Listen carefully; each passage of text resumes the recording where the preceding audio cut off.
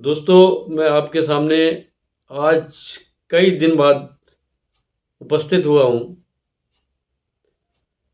कभी-कभी वीडियो बनाने का बिल्कुल मन नहीं करता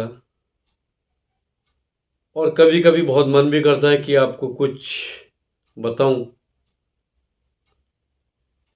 क्योंकि काफ़ी लोग बहुत तारीफ़ करते हैं वीडियोज़ की। अच्छा वीडियो बताते हैं, अच्छा मतलब कंटेंट्स जो है अच्छा बताते हैं। लेकिन भाई कुछ लोग ऐसे हैं जो कमेंट बहुत गंदे कमेंट करते हैं।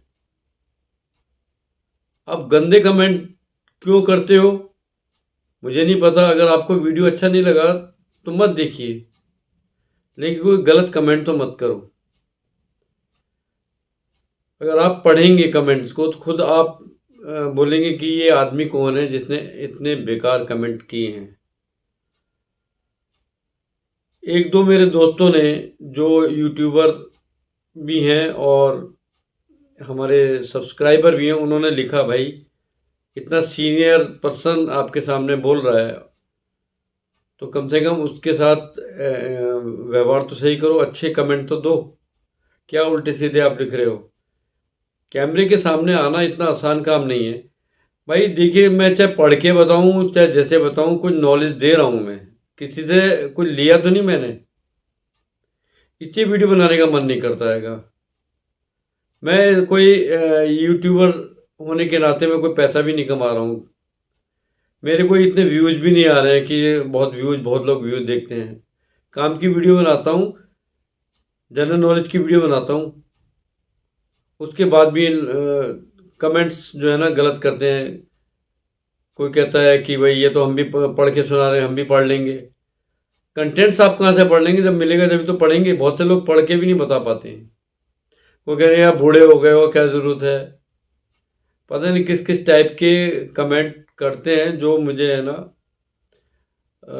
बिल्कुल यूट्यूब से भगाने की कोशिश करते हैं वो। चला जाऊँ, लेकिन आज फिर मैं अपने जो सब्सक्राइबर्स हैं उनके कहने के बावजूद, उनकी रिक्वेस्ट पर फिर मैं आया हूँ थोड़ा सा वीडियो बनाने के लिए। दोस्तों, ऐसा नहीं है कि कंटेंट्स मुझे याद रहेंगे। कंटेंट्स नोट किए होते हैं, कुछ तो पॉइंट्स देखने पड़ते हैं। मुंह जवानी मैं बताऊंगा तो बता दूंगा, ऐसा नहीं है। लेकिन बहुत सी चीज़ पढ़ के भी बतानी पड़ती है, जो समझानी पड़ती है। तो ऐसे ही एक मैं आज वीडियो लेकर आया हूँ जो बहुत काम का है, जनरल नॉलेज का वीडियो है। क्या सुप्रीम कोर्ट के न्यायाधीश वकालत कर सकते हैं। कहने का तात्पर्य यह है, क्या सुप्रीम कोर्ट के सेवानिवृत्त जो रिटायर हो चुके हैं वह न्यायाधीश वकालत कर सकते हैं। इसी टॉपिक पर एक छोटा सा वीडियो मैं आपके सामने लेकर आया हूँ और इस वीडियो को पूरा देखिए, स्किप मत कीजिए। दोस्तों, जिन दोस्तों ने चैनल को सब्सक्राइब नहीं किया, एक बार रिक्वेस्ट है चैनल को सब्सक्राइब कर दें और बेल आइकन को बटन को दबाएं ताकि आपको नोटिफिकेशन मिलते रहें। कमेंट करें, शेयर करें, लाइक करें वीडियो। दोस्तों, मैं एक बहुत इंपॉर्टेंट चीज़ बताने जा रहा हूं आपको।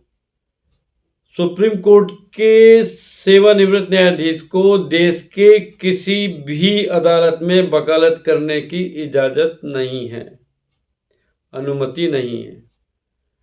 संविधान कॉन्स्टिट्यूशन के आर्टिकल अनुच्छेद 124 ब्रैकेट 7 के अनुसार कोई भी व्यक्ति जिसने सुप्रीम कोर्ट के न्यायाधीश के रूप में पद धारण किया है वह भारत के सीमा के भीतर किसी भी अदालत या किसी भी प्राधिकरण के समक्ष वकालत नहीं करेगा। उसको इजाज़त नहीं है। उसके पीछे भी एक कारण है क्यों वकालत नहीं कर सका। जो कानूनी जानकार हैं वो बताते हैं, यह प्रतिबंध न्यायपालिका की पवित्रता और निष्पक्षता को बनाए रखने के लिए लगाया गया है। इस तरह का प्राविधान हितों के टकराव और पक्षपात के आरोपों से बचने में मदद करता है। कानून के जानकार कहते हैं दोस्तों कानून के जानकार कहते हैं, यदि सुप्रीम कोर्ट के न्यायाधीश, सुप्रीम कोर्ट के जज आफ्टर रिटायरमेंट, सेवानिवृत्ति के बाद वकालत करने की अनुमति अगर दे दी जाती है या तो उनके पिछले पद की गरिमा कमजोर कर सकता है। यह प्रावधान किसी कानूनी मामले में संवेदनशील जानकारी के संभावित दुरुपयोग को भी रोकता है जिनकी उन्हें जानकारी होती है। ये तो था प्रैक्टिस के बारे में, जो मैंने कुछ पॉइंट्स नोट किए थे, ये मैंने आपको बताए हैं। दोस्तों कई चीज़ ऐसी होती हैं जो रिटायरमेंट के बाद सुप्रीम कोर्ट के जो जजेस होते हैं, अगर वो सेवानिवृत्त होते हैं तो उनको क्या क्या काम कर सकते हैं और क्या क्या सुविधाएं प्राप्त होती हैं। यदि वकालत नहीं कर रहे हैं लेकिन काम बहुत हैं, सर्वोच्च न्यायालय के जजों के पास जो रिटायर हो चुके हैं उनके पास काम बहुत होते हैं, जैसे कई बार विवादों में मध्यस्थ या समझौता करने वाली की भूमिका, यानी कि आर्बिट्रेटर बन सकते हैं, आर्बिट्रेटर की भूमिका निभाते हैं और रोल निभाते हैं उसका, यानी उनको आर्बिट्रेशन की बहुत अच्छी जानकारी होती है। आर्बिट्रेशन एंड कॉन्सिलिएशन एक्ट 1996 उन्हें इसकी इजाज़त दे सकता है। आपने देखा होगा बहुत से बड़े बड़े विवाद होते हैं जो वैसे नहीं सुलझाए जा सकते, उनके लिए आर्बिट्रेशन एक्ट बना हुआ है और उसमें रिटायर्ड जज को ही रखा जाता है। इसके अलावा जो रिटायर्ड सुप्रीम कोर्ट जज हैं कई बार अलग अलग आयोगों और ट्रिब्यूनल्स जैसे भारतीय विधि आयोग, मानवाधिकार आयोग या ग्रीन ट्रिब्यूनल की चेयरपर्सन की या सदस्य की तरह सेवा दे सकते हैं। इस पर कोई रोक टोक नहीं है। कुछ रिटायर्ड जजों को राज्यपाल जैसे संवैधानिक पदों पर भी नियुक्त किया जाता है। तो कहने का मतलब है इस प्रकार के कार्य रिटायर्ड जज कर सकते हैं।